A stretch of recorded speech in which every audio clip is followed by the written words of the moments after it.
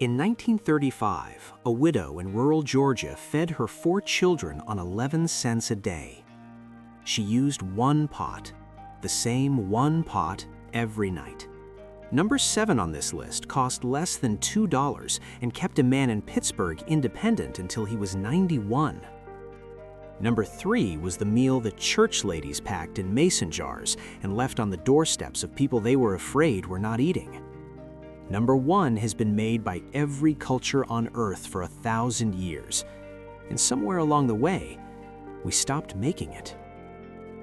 These are the 15 forgotten one-pot meals that built a generation.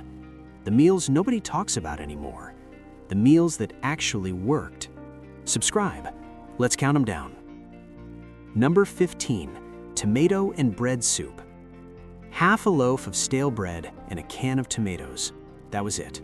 You tore the bread into rough chunks, dropped them into a pot with crushed tomatoes, a clove of garlic, and enough water to loosen it. 20 minutes of simmering and the bread dissolved into a thick porridge-like stew that tasted like it came from a grandmother's kitchen in Tuscany.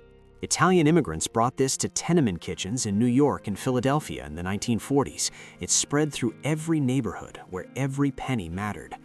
Modern food writers rediscovered it, called it ribollita, and charged $18 a bowl in Manhattan.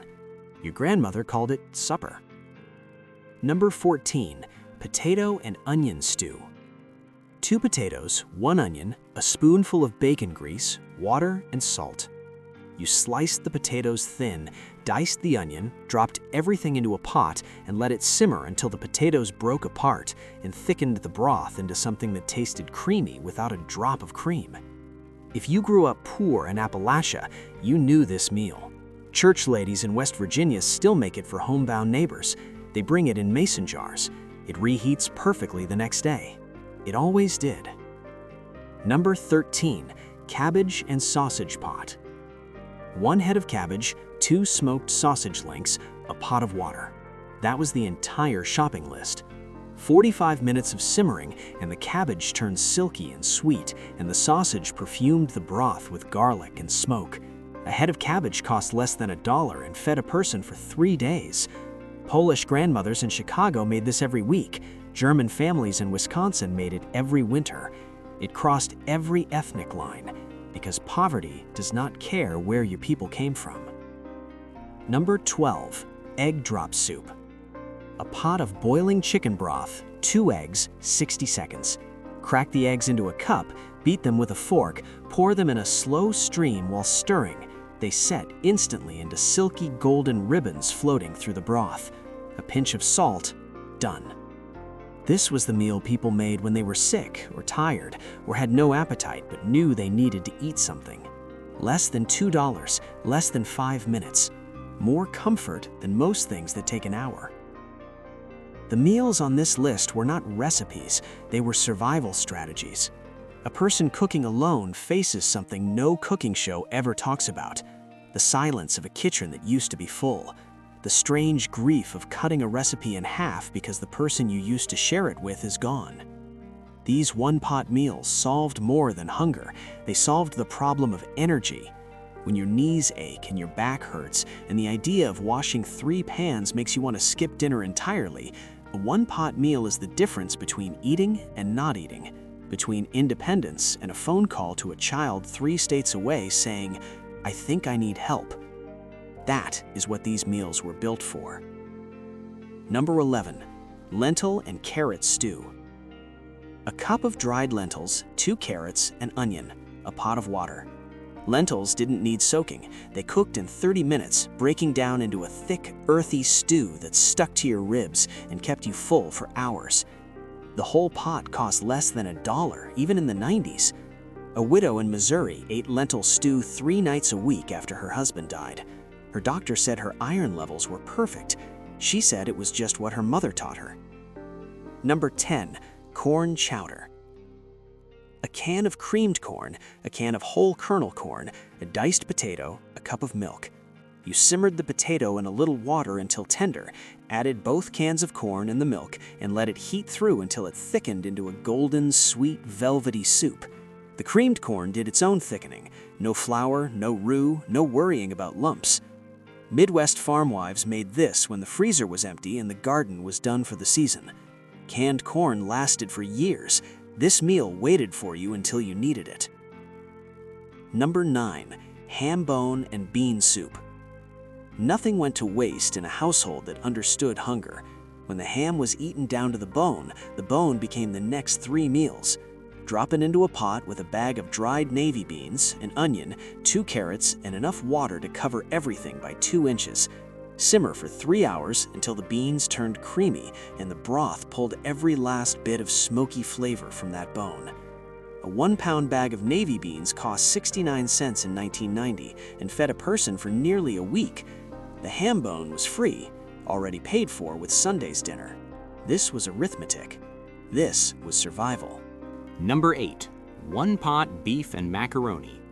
1 pound of ground beef, 1 box of elbow macaroni, 1 can of tomato sauce, 1 pot.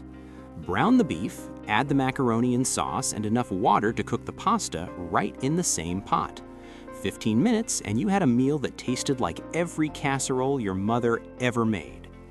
In the 1960s and 70s, this was known simply as goulash in most American households, though it bore no resemblance to the Hungarian original.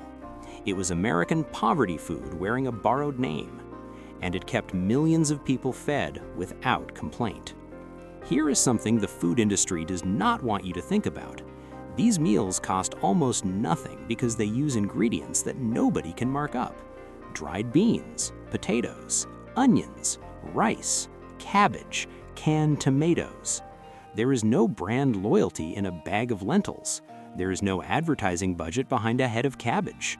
That is why you never see commercials for these meals. That is why no celebrity chef builds a career around potato and onion stew. The foods that kept people alive and independent are the foods nobody could make money from. Instead, they sold us frozen dinners at $4 each that contain less nutrition than a bowl of bean soup that costs 35 cents. The economics are not complicated. They're just cruel. Number 7. Depression stew. Ground beef browned in a pot, a can of tomatoes, a can of corn, 2 diced potatoes, water, salt, pepper. The potatoes thickened the broth as they cooked. The corn added sweetness. The tomatoes gave it acid, and the beef, even the cheapest ground beef, turned it into a meal that held you until morning. This recipe appeared in Depression-era cookbooks with no name, just stew. Mothers whispered it to daughters on their wedding day like a secret. It was the recipe that said, no matter how bad things get, you can eat tonight. A single pot cost less than $5. A single pot lasted 4 days. Number 6. Tuna noodle pot. 1 can of tuna, a handful of egg noodles, 1 can of cream of mushroom soup, frozen peas if you had them. Everything into 1 pot with enough water to cook the noodles. 12 minutes and the kitchen smelled like every Wednesday night from 1955 to 1985. A widow in Nebraska who made her version of this added a handful of crushed potato chips on top. She said the crunch was the only thing that made her feel like she was eating a real dinner and not just surviving. Her neighbors started bringing their own bowls. Then it became Tuesday supper at Margie's house, a 1-pot meal that accidentally cured loneliness. Number 5. Chicken and dumplings. A few dollars worth of bony chicken parts simmered in a pot of water with celery and onion until the meat fell off. Pull the bones out, drop spoonfuls of biscuit dough into the simmering broth. Cover. 20 minutes. The dumplings puffed up soft and pillowy, absorbing the chicken flavor as they cooked. This was the meal that Southern grandmothers made when someone was grieving or sick or just needed to feel loved. They brought it in covered pots to doorsteps across the neighborhood. Every time you reheated a bowl, the kitchen smelled like someone still cared enough to cook for you. Number 4. Red beans and rice. Dried red kidney beans, smoked sausage, onion, green pepper, celery. Cooked low and slow in 1 pot until the beans turned creamy and the sausage gave up its smoky soul to the broth. Served over rice. This was the Monday meal of New Orleans, born from the tradition of washing clothes all day while supper simmered on the back burner. You put the pot on at noon and came back at 5. Louis Armstrong signed every letter he ever wrote with the words, "Red beans and ricely yours." That was not a joke. That was a man who never forgot where his food came from. Number 3, split pea soup. A bag of split peas, a leftover ham bone, a carrot, and water. The peas dissolved into a thick green porridge after an hour of simmering, and the ham bone gave up every last trace of smoky richness it had. The result was a soup so dense you could almost cut it with a knife. The U.S. Senate cafeteria has served split pea soup every single day since 1903. It's on the menu right now. The reason is simple. It's cheap, it's filling, and every senator who ever grew up poor recognized it as the taste of home. For someone with memory concerns, a pot left on low for too long did not become a disaster. It just became tomorrow's lunch. Here is what nobody says out loud. Half the seniors in America who live alone skip meals, not because they forgot, not because they're not hungry, because cooking for one feels pointless.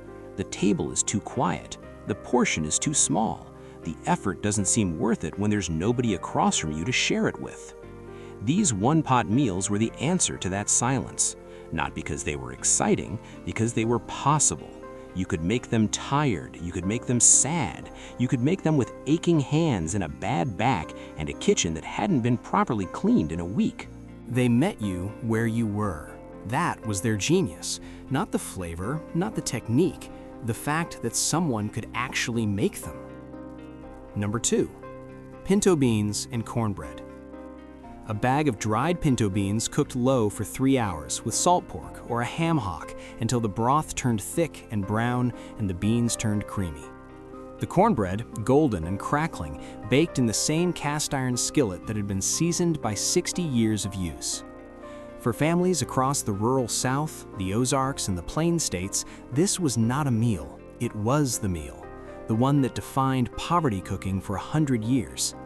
A senior who kept a bag of pintos and a box of cornmeal in the cupboard would never go hungry, ever. There was nothing to photograph, nothing to brag about. There was only a full belly and the knowledge that tomorrow you could do it again. Number 1, chicken soup. A whole chicken in a pot of water with carrots, celery, onion, and salt. Simmered for 2 hours until the house smelled like someone's grandmother lived there. The broth turned golden, the chicken fell apart, the vegetables softened. Every culture on earth has a version. Every generation passes it down. For a person living alone, a pot of chicken soup was more than nutrition. It was a connection to every person who'd ever made it for them. Every sick day, every cold winter, every heartbreak. It was the taste of being taken care of. When you make it for yourself, alone, in a quiet kitchen with no one to share it with, it still works. The steam still rises, the broth still warms, and somewhere in the smell of it, you remember that you are worth the trouble of cooking. The challenge: make one of these this week, just one. The potato and onion stew, the lentil and carrot, the depression stew. Then sit down at the table, not the couch, set a place. Eat it slow. Because these meals were never just about being cheap. They were about staying alive and staying human when the world made it easy to stop trying. Tell me in the comments which one you were making, and tell me the meal from your childhood that nobody ever wrote down. The one your mother made or your grandmother. The one that meant the day was over and you were safe. Because that is what this channel is. The forgotten meals, brought back.